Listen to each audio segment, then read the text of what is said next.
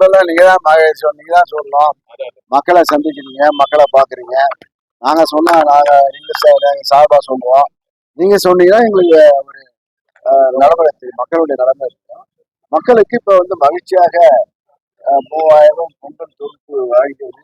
அதே போல ஒரு குடும்ப தலைவிக்கு 1000 ரூபாய் வாங்குறது. இது 30வது பணம். இப்ப 29வது பணம் வாங்குறாங்க. இது எடப்பாடி சொன்னா பணம் தரமாட்டாங்க, எடப்பாடி சொல்லிட்டு இருந்தாரு. இது இப்ப இன்னும் சொல்ல போனா வட என்ன பீகார்ல கொடுத்தாங்க, அப்புறம் திருப்பி வாங்குறாங்கன்னு சொல்றாங்க. இது 30 மாசமாக இப்ப கொடுத்து தொடர்ந்து வழங்கி கொண்டிருக்கிறார்கள்.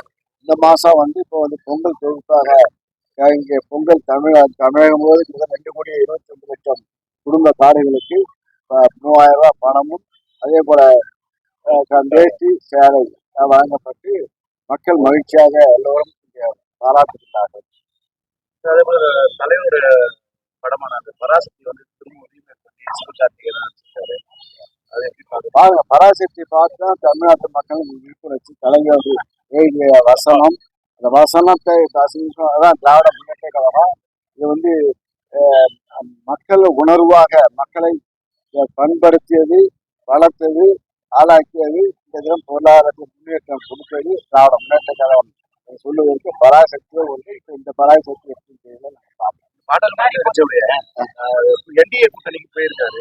ஆனா எங்க கூட்டணியில கூப்பிடலன்னு சொல்லிட்டு ராமதாஸ் அது போல தீர்க்கணும்ல. அது இப்ப இத அவங்க கட்சியை ஆரம்பித்த நிறுவனர், அது பாருங்க, மனசாட்சியை பாருங்க.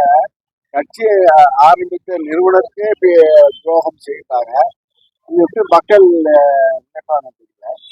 ஆனா இன்னும் சொல்ல வேற கட்சியில வேற மக்கள்ல அப்பாரு மகன், அப்பா புள்ள, அப்பாவுக்கே துரோகம் செய்யறாங்கன்னா புள்ள என்ன பாருங்க. எங்களுடைய புள்ள எங்களுடைய தலைவருக்காக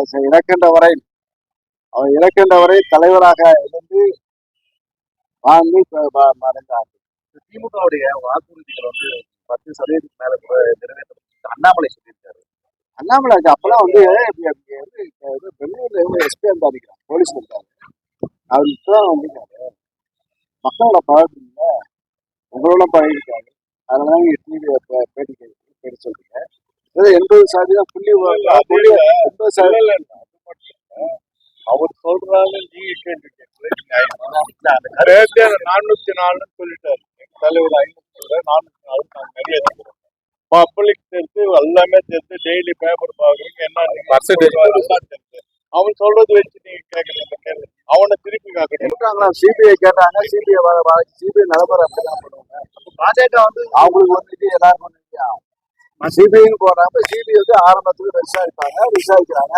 ஏன்னா இதோட கட்டமைப்பு வச்சுக்கிறது நம்முடைய தமிழ்நாடு காவல்துறை. அதிகமான ஆள்பலம் இருக்கிறது.